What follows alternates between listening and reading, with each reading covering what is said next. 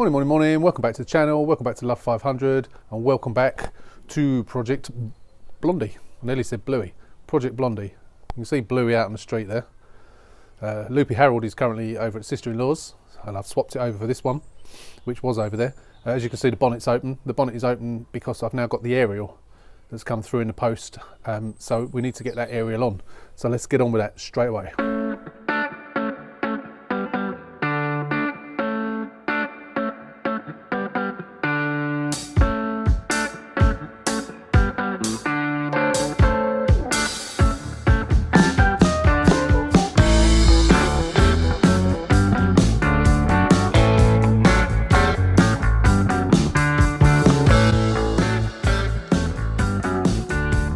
So before you watch this, I just wanted to let you know that a lot of what's in this video, if you've watched the video I did last week on how to change the aerial, the radio aerial, a lot of this video is that. So you might want to skip past that a little bit if you've already seen it, but if not, carry on watching.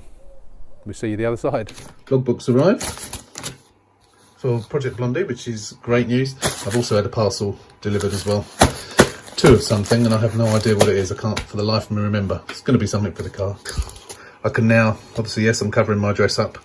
I'm now going to, I can put the document reference number in, and we can download the old MOTs. So we can do that now. I remember now what I ordered two of.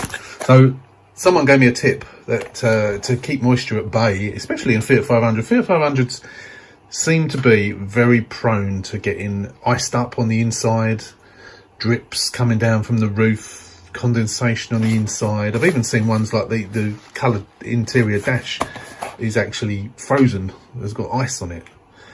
I don't know why they're like that. Maybe they're just not built very well. I got a tip from somebody, which apparently a lot of people do, is they put cat litter in an old sock, tie the end up, put it on the dash or on the back shelf. And every week or something that they stick it on a radiator or microwave it and dry it out. I thought I'd buy some of these. So these are same thing. It's blue. When it goes pink, it's full up with damp, for want of a better description. So it says it absorbs 40% of its weight in moisture. When it goes pink, you stick it on a radiator, dry it out, and then reuse it again. I bought two of those. So I thought I'd give them I think they weren't very expensive. I think they're about £4 something each. So I thought I'd give them a go, see what they're like. If they're any good, I shall buy one for my sister-in-law, because she suffers from it, because she's not using her car that much. So she's suffering from the mould growth and what have you. And then I'll buy a couple more, so I'll put them in other cars as well. So yeah, well, I'll let you know how I'll get on with those. We'll do a separate video on those, I think, at some point. But now I'm going to check the MOT and have a look, so we can then next week we can start doing making some phone calls and finding out, see what the history on Blondie is. So what I've got is I've got 3 MOTs. As you know, 2018 they changed it, so they're all online now. So I've downloaded and printed out the last 3 MOTs, which are these 3 here, and then I've gone through MOT history on the .gov by putting in the document reference number. It tells you where it was MOT'd. So I've written down the dates, the mileages, and where they were, and what I will do then is search for the telephone numbers on Google, ring them all up and ask them that I've got the car with no service history. When you MOT'd it, have you got anything on record to show that you serviced it? What service was it? When was it done? What was the mileage? And obviously mileage, if it was done at the same time as the MOT, then that's all being good. The first MOT in March 2015 was at Glen Hopkins, so that was obviously the main dealer where it was bought, I guess, and then it's gone elsewhere ever since. There's a lot of them the same one. There's about 3 or 4 there that were all the same place, so that was presumably the same person. It's actually had number 4 keepers is 6. It's had quite a lot of keepers for a 2012 car. They don't normally have as many as that. But I suppose, you know, it's what, 9 years old now, so that's probably about average, actually. Maybe a lot of the ones I've had in the past have been under average, but yeah, so that's the way we do that, and I'll be making the phone calls next week and see if we can track that down. Back on Project Blondie. I've just come over to my sister-in-law's to pick it up where it's been on the driveway, or is on the driveway, and out on the road there is Loopy Harold and the sister-in-law's one, which was one that she got from me some time ago before I was recording the projects. So I'm just going to stick the battery back in this one and take it home and get it finished off. Here's the aerial.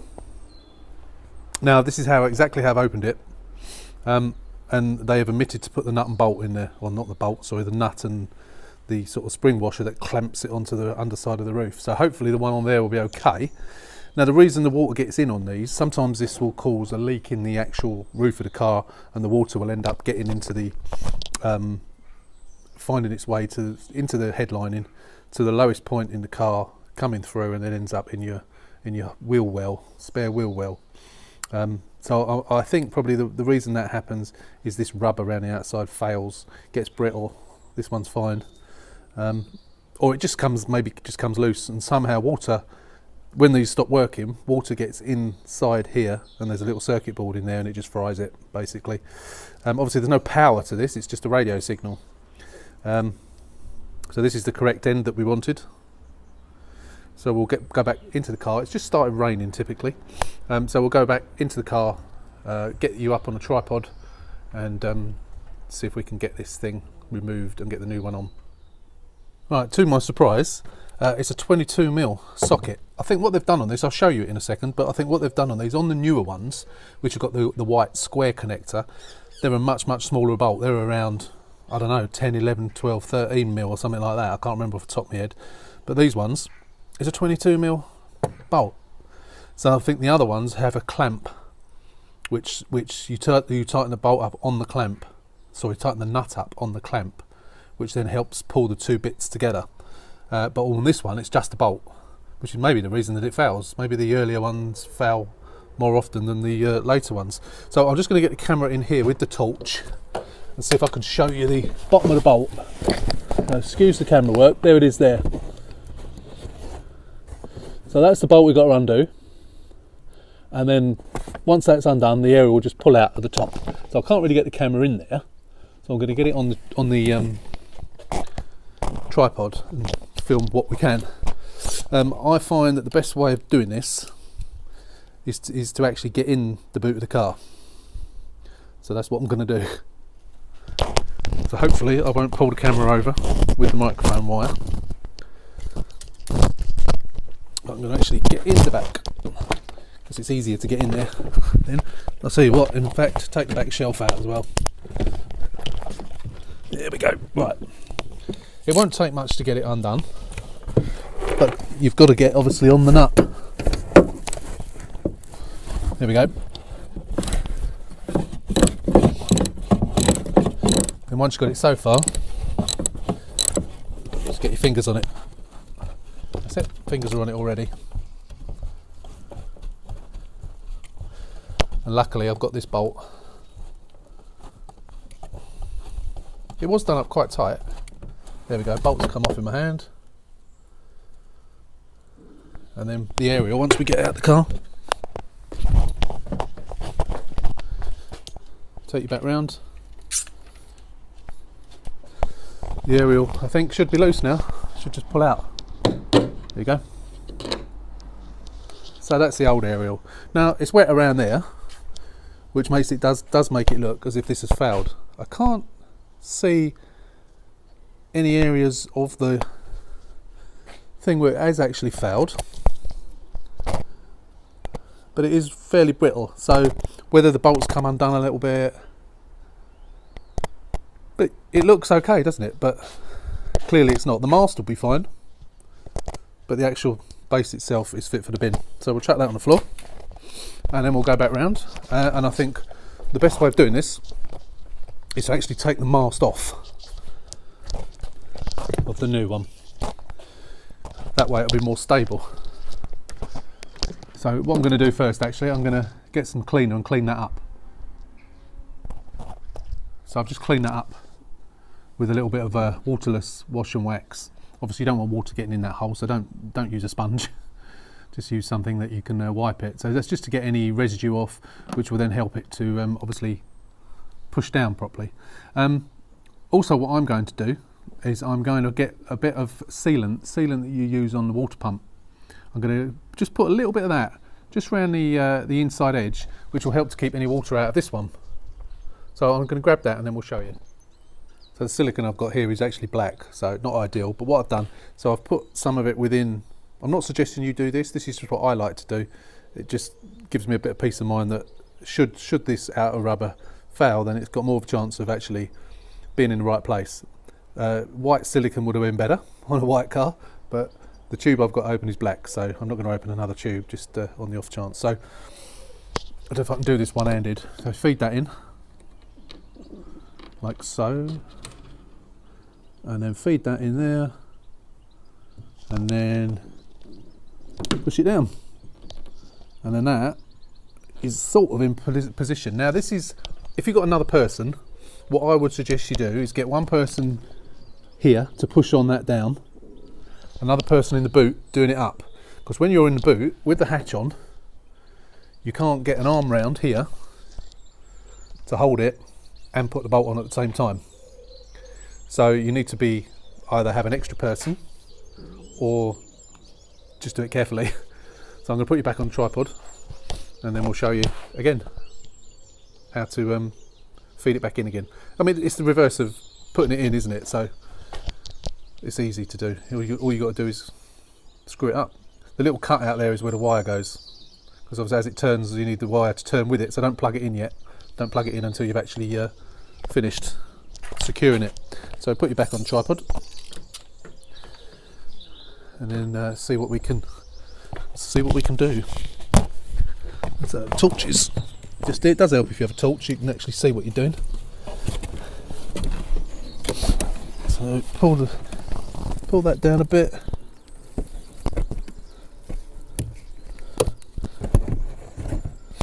Actually, if you feed that, I don't know if that will feed through there. No, it doesn't. Thought that might feed through, that would have been easier, but it doesn't work. So if you get it with a wire, actually the screw turns independently of that bit where the cutout is. So as you're screwing it up, it's not actually making the wire go round. The wire just stays where it is. And do it up, and hopefully, having put that silicone on there, it helps it to grip as well while you're doing the screw up. So the tighter you get that done up, the better. And then you get your spanner.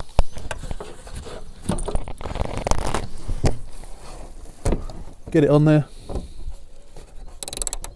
and then you hope, you can't actually see, but you hope that that's not turning. So I'm going to get out quickly, make sure it's not turned, which it hasn't.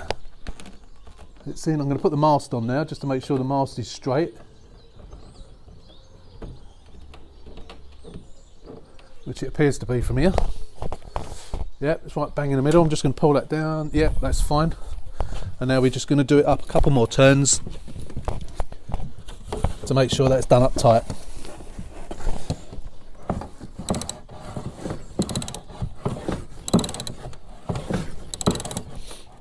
There we go, it's getting tight now. Now I don't want to over tighten it. That'll do. And then we just plug that back in. Now that needs to be secured back to where it was before in this thing. So we put that back over there, put that in there, and then we need to find the holes wherever they are. I don't know where they are. I haven't got a clue where they are. They're there somewhere. I'm just going to leave it in there for a minute. Don't really matter. Yeah, I can't see the holes where they came out of. I'm trying to feel them. Is that one of them? I feel one hole, but not two. Here is it. It's here somewhere. 1, 2, here they are. Found them. Somewhere. Where are they? I've lost them again.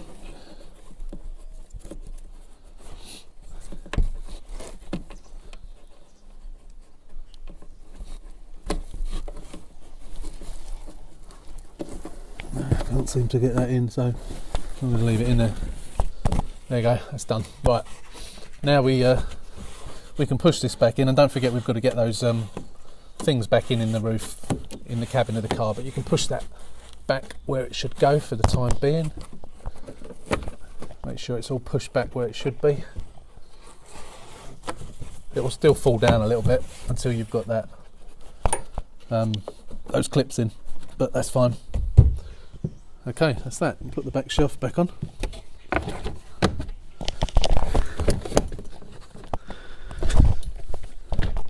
That's it in there, and then we go back into the back of the car. If you've taken that out, obviously you need to get it back in again, and then you've got where they came out of. They literally use your thumb to push them back in again. Oh, and try not to bend them. That's it, and they're in. If it is sometimes easy if you've taken out those ones as well. I've creased the roof a little bit there, which will go. It will go. But if you take those ones out as well, and that side bit, then that will allow that rear of that roof to drop down better. And that's it. So hopefully, when we switch the stereo on in a second, it will actually work. The radio will have a decent reception. We'll try that, and let's see if it's done the trick. Okay, so I've turned the ignition on, turned the radio on. I've muted the sound because that will affect my YouTube algorithms if music is playing on there. But you can see if I turn it up just to 1, you can see if I do a search, it finds all the channels, found smooth, it's found whatever, 105 point magic. It wasn't finding any of these before. Absolute, heart, the lot, everything is finding. So that has fixed the problem. So it was the aerial that was wrong in this car. So that's fixed. That's another, and of course it tells us on a dashboard if you've got that selected on your menu as to what radio station you're listening to. So that's good. So that's a good job, well done. There's one thing that I haven't done on this car that I forgot to do. Oh, by the way, someone commented about why didn't I put the number plate centered. I didn't actually notice, but what I did was that's where the existing holes were, so I drilled through the old plate into the new plate and put it in the same place. Annoyingly, it's not in the centre, but it's staying there now because otherwise I've got to drill new holes and move it over a bit so it can stay there. But that's the reason why, so it wasn't on purpose. Yes, it is annoying, and people that are a bit OCD would be even more annoyed than I am, but I just remembered I haven't actually looked underneath of this car at the back, and all the rear beam, which often gets destroyed, all looks good. The only thing I can see is the outer skin is going on that, or has gone halfway, but there's no way I'm replacing that for that. It's not an MOT failure at all. Excuse me. Yeah, no, it's all okay under here. It's all good. It's all good. Exhaust all looks good. What I can see from here. Yeah, good stuff. So that would come up as an advisory, but it would just say out of skin. As you probably know, it's a double walled for some bizarre reason, and this one always goes. I could just completely take it off, but I'm not going to do that. There's no point. So yeah, all good. Apart from that, we're not going to worry too much about that. So that is it. It's finished. It is absolutely finished now. So I've taken lots of photographs.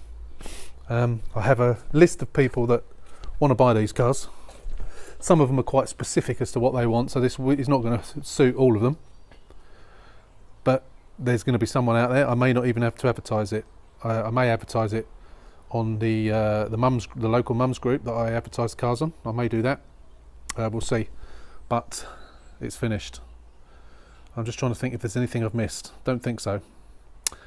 I'm going to check all the bolts underneath here, just to make sure that I have put those in, because I've got having 3 projects on the go. Sometimes you forget what you've done and what you haven't. So I'm going to do that, and then it's done, finished. I've got the logbook this morning, as you saw. So the only thing I've got to do, I've gone through the MOTs, as I showed you. All I've got to do is ring up and see if I can get the service history, which I'm sure I will. And then it can be sold, but I'm going to advertise it anyway, saying that the service history is to come. I've checked without looking at the previous, not the MOTs, but when it was last serviced. This was MOT'd last October. I believe it's been serviced since then, because the oil filter looks brand spanking new, and the oil in it is still oily colour, not black in any way. And yeah, it's obviously a recent service, so I am not going to service it. It's just no point. Runs like a dream, looks good. It's going to be a cheap bargain for someone. So this video will be the last video on this car. However, we're not finished here, because we will, once it's been someone's come to look at it, I might even try and film them driving away if I can, when it's sold, and then we'll go over the figures, and then that will be this project wrapped up. So by the magic of YouTube. Oh, I just thought, one thing I've got to do. Got to do that still. Forgot about that. I was going to put some, I think I'm just going to change it. It won't take long, so I'm going to do that now actually. So not by the magic of YouTube. Forget I just said that, because I'm going to do that. So I'm searching in my garage and I can't for the life of me find one this side. I've got two for the other side. I know I've got them. I've got loads of the things, but I can't for the life of me find them. So I'm probably going to have to wrap those, but that's not the end of the world. It's pouring with rain all of a sudden as well now, so I wouldn't want to be standing here doing it, but I can still get the thing up for sale anyway. Yeah, it's a bit of a nuisance, but I have turned my garage upside down. There is so much stuff out the back there. I've got to what I can get to, but I can't find it. I know I've got them. I know I've got loads of the damn things, but I'm blowed if I can find them. Never mind. We'll just have to do the old wrap. Get the wrap out. It'll only take about half an hour to do all the 4 bits. So obviously we've got to do the damage bit, that bit, 6 bits, sorry, that bit and that bit, and then obviously the same around the other side. The other side's fine, that bit and that bit, and then again this one is absolutely fine, nothing wrong with it, but I can't wrap one without the others, so it's got to be done. So anyway, as we were saying, the car is finished and will be going up for sale either today or within the next couple of days. So as I said, as I was saying, by the magic of YouTube, when you see it next, which will be in a few seconds, it will be either driving away or I'm telling you that it's sold, and then we'll go through the figures when we get to that point. So until then, see you soon. There's actually something else I wanted to show you in this car. I found this on the first day I got the car and I forgot to actually film it. You know, I found £2.50, was it? I found £2 coin in the back and 50p somewhere else. Look at this. Look at that, full of money. I haven't emptied it yet. It's all 5p's and 2p's. I'm rich. I haven't got a clue. I don't know how I'm going to even get it out of there.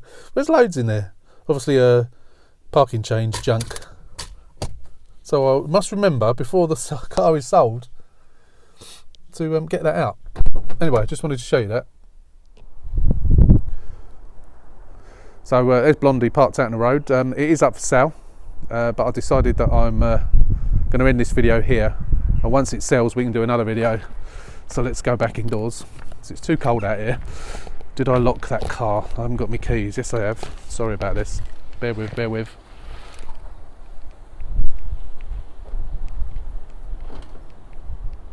Yes, I had locked it. Sorry about that. Yeah, so yeah, Blondie is up for sale.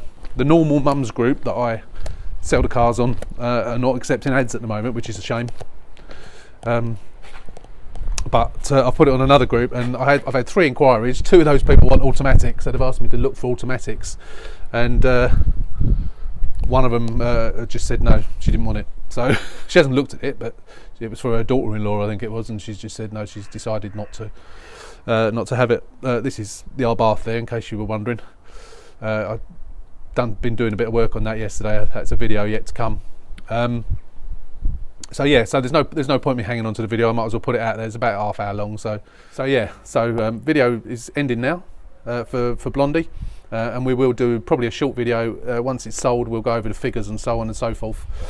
So again, thanks for watching. Hope you found this video interesting, even though some of it might have been repeated from another video. Hope you found it interesting. If you are a casual viewer, I would really appreciate it if you subscribe. We've hit the 2,000 and I thank each and every one of you that subscribed, and I thank everybody for all the comments. It tends to be the same people that make the comments over and over again. Very constructive, a lot of it, and it's always good to get those comments. So I would always welcome more comments, always answer them. If they need an answer, I will always hit the little love symbol and the thumbs up to say that, show you that I have read your comments. As I say, I do appreciate it. The next level we want to get to is 5,000. I'd like to try and get to 5,000 by the end of the year if we can, but that's the target. Let's see if we can do it. Sorry if the video's shaking a little bit. It's -2 today and my arm's shaking. I'm so cold. But anyway, that is the end of the video for today. Thanks for watching. Please like, share and subscribe, and if you can, stay safe, stay at home, and whatever the other thing is. No, what is it? Stay safe, stay well, stay safe, and if you can, stay at home. See you on the next one. See you soon.